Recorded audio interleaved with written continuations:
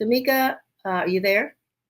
I am here. Oh, there I am. Hello. Okay. Yes. How are you? How are you? Good. Good. I How see. Well, you got a book like I got. you go. That's Right. right. All right. Thank you so So, much for speaking so highly of me. I appreciate it, and I appreciate you as well. no, my pleasure. My pleasure. And it doesn't seem like it, but it's been a while. That you have been out here. You've been. Yeah. I mean, folks might look at you right now and say, "Well, she's only 16," but but when they read your story, there's a journey. There's a long journey. So tell us, I mean, what you want people to know about who Tamika Mallory is.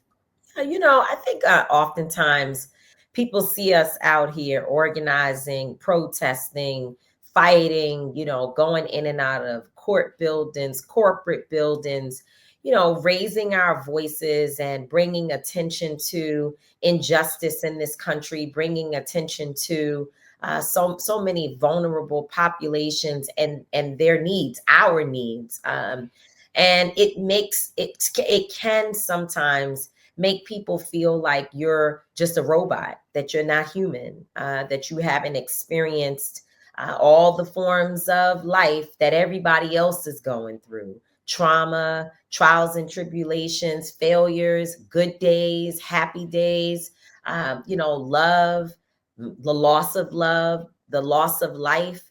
So much happens to us that's just like anyone else. And I think that my book gives people an opportunity to meet me in some of those places. Some highs, of course, some great moments, but there certainly have been some lows and some things that have hurt really, really bad. And I opened up old wounds to tell stories that I hope will help another person as they are traveling along on their journey. That's one of the things that I see in the book when I look at the title, and I started reading, and uh, you know heard you talking about Barbie dolls, and I never put Tamika and Barbie dolls together, right? And I said, wow, okay, this is really gonna take me somewhere because um but the title still talks about I live to tell the story. So Yes. despite of it all, there's a survival story here Yes. that gives people hope. And so what was it, what was that thing, if there was one, that made you say, I need to tell the story, I need to write it, I need to let people read it? Was there a moment in time when you said, I need to get this out of my head and heart onto paper? Well, I have two books. This is my second book. The Hmm. first one, State of Emergency, was more about my theory of change for America and really calling in those people who claim to be allies to get dirty with us, like really get in the mud and if it should translate to you becoming an accomplice versus just an ally who can show up and sort of go in and out as they see fit. And that was really what I wanted to get across in that first book. What does true accomplices look like? And what would you do if you really had to put it all on the line for the people that you claim you care about? And it was a powerful expression of my thoughts about the state of emergency that we as Black people were facing at that time, 5 years ago, and we're still facing a similar crisis even today. And so that was the first book. This book is different. This book is more about my theory of change for myself, actually, and all the different phases that I've traveled through, and much success, sure, but there have been some dips and some places and spaces that I didn't know I was going to get through. So that's the name. I live to tell the story. And when I wrote the first book and when I signed my first deal, they gave me a two-book deal. And my publisher is Black Privilege Publishing with Charlemagne the God. It is his imprint. And he gave me a two-book deal. We didn't know what the second book would be. But later on, he came back to me along with my editors and they said, hey, we think that you can write a memoir. And I was like, I don't know, I don't see me at this age, at the time I was 43, or no, I was younger than that. I must have been about 41 actually. So I'm like, I don't see where a memoir is going to come from me, because I feel like I need to be at least 65, 70 years old to tell the story of my life.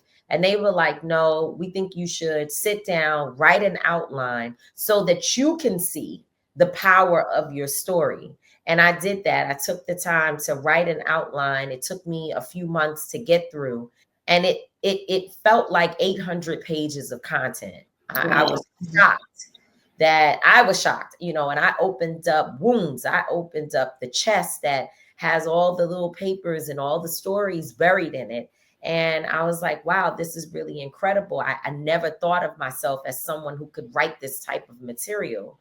And once I finished that outline and really took a look and looked inside and made a decision that I was ready, I started writing. And I'll tell you that, and I know you know this, you talk to people with books all the time. You also write all the time. It's hard. It Yeah. is not easy to get through book one, but especially now to go into book two, because you already know the challenges from book one, you know. And so I was like, you got to be really out of your mind to start writing a book again. But now that it's in my hand and I'm holding it, I feel so proud of myself that I went ahead and I did something that I didn't think I could accomplish, which would be very similar to the fact that there were challenges in my life that I didn't think I could get through. So Tamika, let's go back, because all I said was Barbie dolls. But I mean, you know, you're from is it New York? I'm from New York City. Yes, I am. Right. Okay. And From Harlem. you know, born in a family of like civil rights activists, so it was Yes. kind of in your blood, you know, to be engaged in movements, because it's been more than one Yes. movement that you have not only participated in but led, Yes. right? But in the middle of all of that, you know, you're having life experiences. You know, you talk about um, you know, the loss of I think your son's father. You know, you talk about a lot of personal things in this book. And so I want people to go read it. I'm not trying to Absolutely. put it all out there, but if there's one story that you think, you know, is symbolic of why, you know, you use the title "I Live to Tell the Story," what would that be? Well, you mentioned my son's father, and that's a big part of my story, that I didn't think I could survive after he was deceased and my son was only 2 years old. For 23 years now, I've been raising my son on my own. He's now a grown man who has my 2-year-old granddaughter. He thinks he's a grown man. He's still my baby.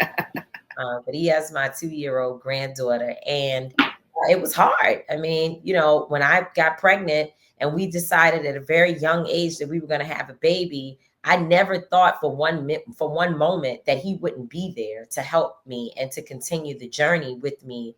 And so And if you now don't mind me asking, how old were you when you? when he was killed, I was either 19 or 20 years old, but very young. I was, Right. Okay. I think I was actually, I know I was 19, about to turn 20, because he was killed in April and my birthday was in June, Okay. is in June. So he, you know, so yeah, I was 19 years old and my son's father was just gone. That's it, you know, and I, of course, went through extreme depression, all the things that you can imagine, the crippling feeling of being a single parent, not having the father, the protector, the person that I made this decision with, which at that age was crazy in the first place. It was a real reality call, like a wake up call. And everything my parents had been trying to tell me all made sense at one time. Wow. One, you know, telling me don't move too fast in your life, because you do everything now, you won't have anything to do later. You know, my mom constantly trying to tell me that having a baby at a young age it was a recipe for disaster. Also, you know, my parents trying to help me understand the movement and what was going on in the world and my role in it. And all that stuff just came together in one space and time when my son's father was murdered, because I then understood that there was a crisis with Black men being shot to death by our own in this nation. I knew that was a problem. I knew it wasn't talked about enough. I knew that I needed to be more involved in that particular movement, to your point, because there have been many. And so I have been engaged in gun violence prevention and intervention work for a long, long time, since my son's father was killed. And that's a space that I feel gets the least amount of attention that it needs and deserves as a public health crisis in our nation.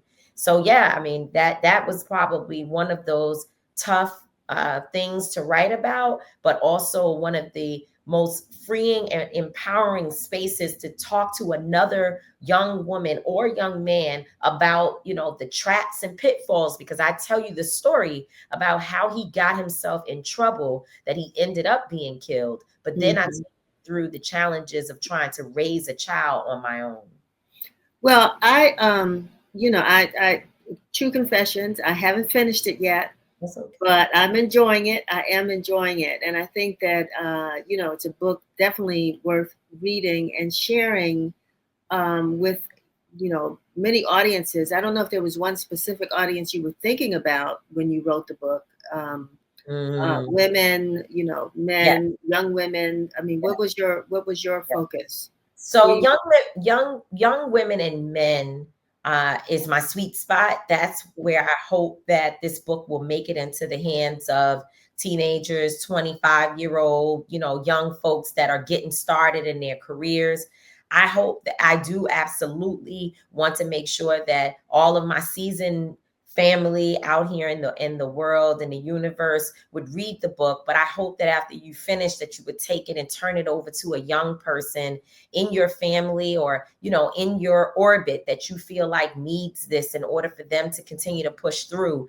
Already folks are reading the book. People have finished it and have contacted me in days since the release to say that it's already empowering them, that they see themselves in the content. They see themselves in the old housing projects, just like me as a young girl. And look at where we are now, that despite all the challenges, we're still standing, we're still here. And isn't that truly the story of resilience that Black women, specifically Black people, of course, constantly find ourselves pushing through, but we are okay. We're going to be okay. Right. We're going to live to tell the story. Yes, and you got the proof is in the pages. So thank you, Tamika, so very much for being with us. Let us know when you're in the DMV you know, if you're book signing or something like that, let us know. We want to figure out where can people get the book. Yeah. Oh, you're going to be here. Oh, I already got that. Tuesday, February the 18th, next week, at All Souls. Okay, with April Ryan. That's going to be fantastic. Yeah. Yeah. So that's what I was hoping that we would get. They didn't tell me that you were already coming. So now I know. Yeah, no, I will be there. Thank you. Wonderful. I appreciate you so much.